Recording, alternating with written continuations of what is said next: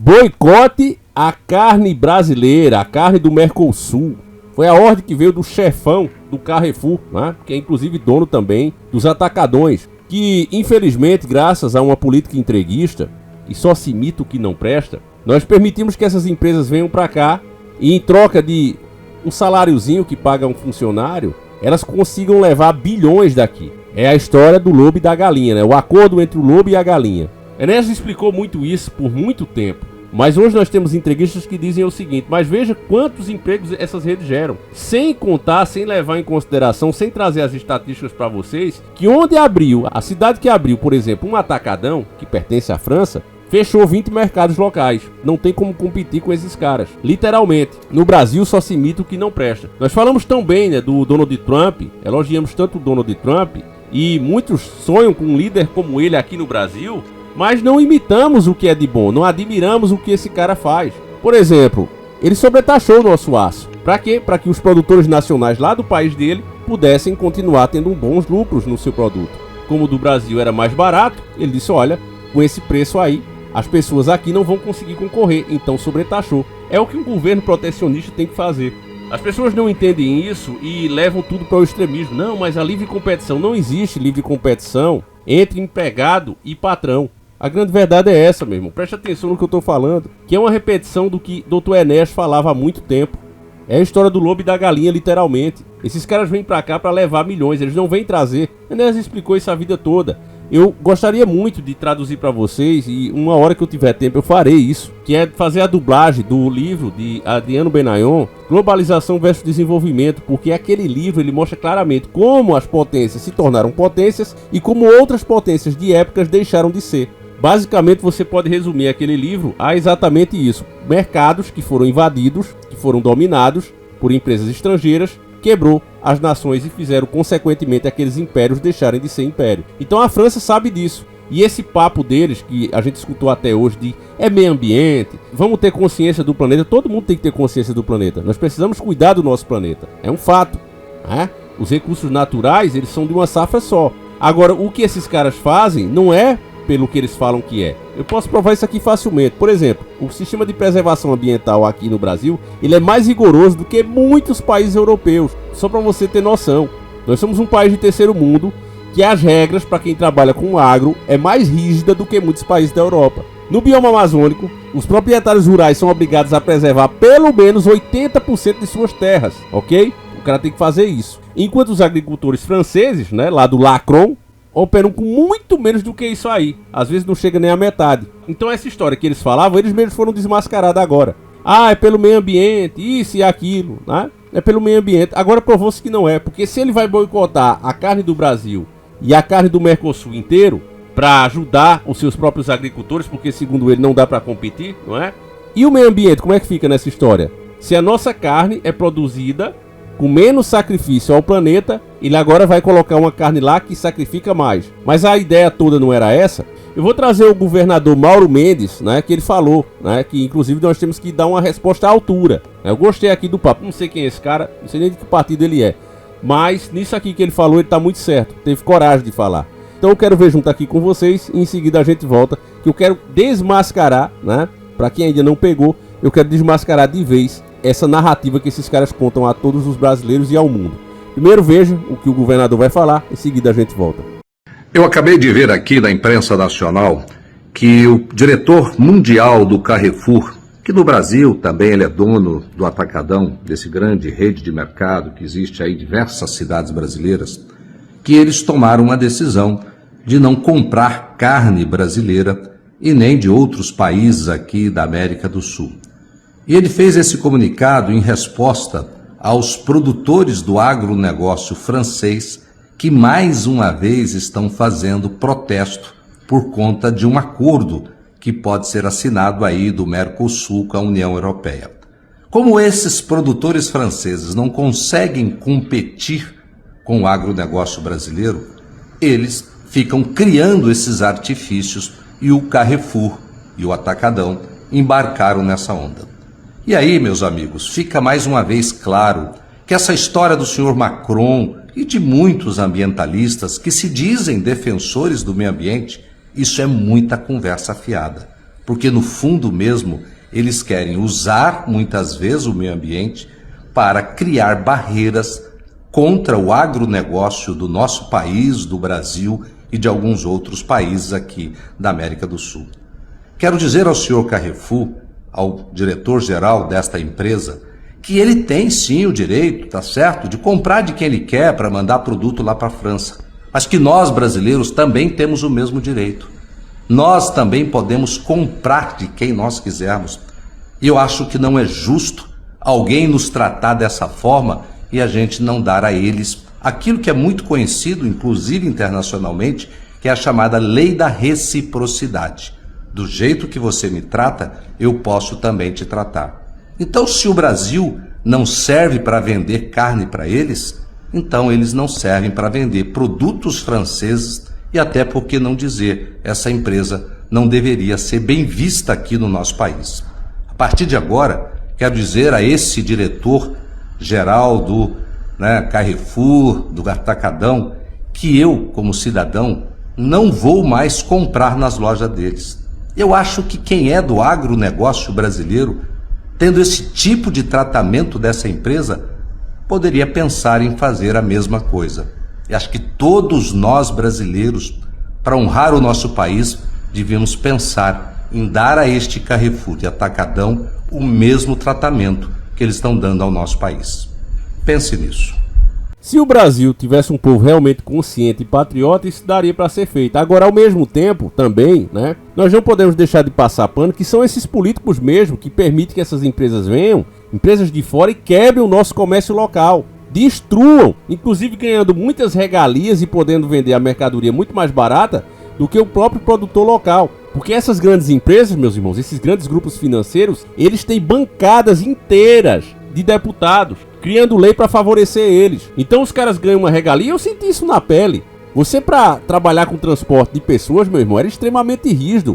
Para você conseguir ser taxista, você tinha que ter um carro seminovo, você tinha que ter a praça e comprar as placas ainda, Se você tivesse um carro um pouquinho mais usado, você já tinha que passar ali por um controle rígido, porque segundo eles tinha que ser assim, porque você ia trabalhar com pessoas. De repente vem a Uber e libera qualquer um. Aí o cara vai entrar, mas Davi, então você é contra a Uber? Não, caramba. Mas por que se exigia tanto de um brasileiro trabalhador e de uma empresa estrangeira liberar assim? É essa a grande questão. Fazendo dessa forma, simplesmente não tem como competir. Então, muitos donos de supermercados se ferram tudo para ter ali a sua empresa, para conseguir comprar terreno, alugar um imóvel que seja, ter o seu negócio ali, e de repente vem uma empresa dessa e recebe até de graça às vezes. É cobrado menos imposto, porque eles trabalham com uma carga maior de produto, e assim vai, Aí os caras dizem, não, mas isso aí é bom, porque atrai investimento pro país. O que eles investem, eles levam em triplo, e é literalmente o nosso dinheiro indo embora, Por que não imita o Trump? De novo eu falo, por que não imita o Trump? O Trump sobretaxa essas coisas. Vai vender Guaraná brasileiro lá pra você ver a diferença da latinha. Enquanto o refrigerante local de lá custa centavos de dólar, eu já vi Guaraná Antártica ser vendido a $5. É porque é importado, tem que ser sobretaxado. É simples assim. É assim que você mantém o seu país forte. Agora aqui se faz o contrário, se pratica o contrário. E é por isso que a gente tá desse jeito. Para colaborar com o que o governador disse, eu vou mostrar aqui pra vocês um vídeo. Eu não vou falar nada, eu quero que você preste atenção. Só vou contar a historinha, certo? Vou contar a historinha pra você. Uma historinha bonitinha até. As ONGs que operam aqui na Amazônia, na Amazônia brasileira, estavam de repente mandando muitos motores e câmbios para serem retificados e consertados fora do nosso país. E aí o exército brasileiro achou estranho aquilo ali, porque uma coisa é você mandar, um motor, um câmbio, uma vez perdida, mas aquilo ali eles notaram que tinha um padrão. Sempre eles estavam enviando motor e câmbio para ser consertado fora do Brasil. E aí o exército começou a achar estranho, porque aqui tem retíficas, aqui tem profissionais que podem consertar esses motores. E o custo de você mandar, e depois aquilo ali voltar, é grande, E aí eles resolveram abrir esses motores e câmbios para ver o que é que tinha dentro. Eles ficaram desconfiados, olha, isso aí é uma coisa rotineira, não é de vez em quando, direto essa galera das ONGs, os protetores da nossa Amazônia, tudo estrangeiro, mandando isso para fora. E aí eles resolveram abrir, eu quero que você confira aqui comigo, tá certo? Vamos ver juntos.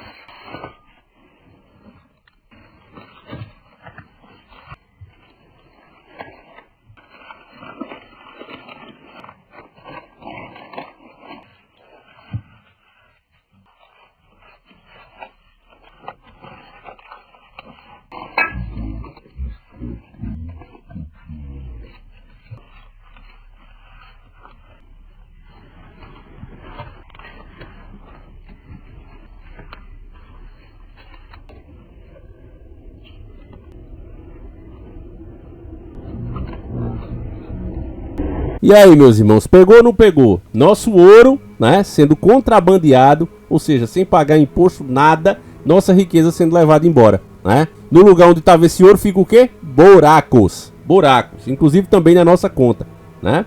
Então é assim, meu irmão, que é feito. Para fechar com chave de ouro, para que não fique sombra de dúvida, eu vou deixar o Dr. Enéas, o saudoso Dr. Enéas, falando, né, a preocupação dessa galera com o que sempre foi. Veja aí, a gente já volta. A nossa Amazônia ocupa metade da área do território nacional. Floresta, bacia hidrográfica, potencial energético, riquezas do subsolo, tudo lá é gigantesco. A Amazônia faz de nós o país mais rico do mundo e essa é a verdadeira razão porque se fala tanto no exterior na internacionalização da Amazônia. Vamos acabar com essa farsa. Vamos defender o que é nosso. Vamos proteger a Amazônia dos alienígenas, tamponando todas as vias de acesso ao seu interior, inclusive o espaço aéreo, para acabar com a evasão de suas riquezas.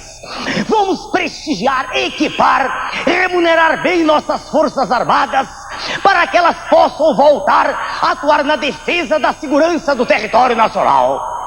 Vamos desenvolver uma política de dissuasão estratégica, ou seja, capacitemos-nos a exigir o respeito pela soberania nacional. O Brasil não tem o que temer. Meu nome é Enéas.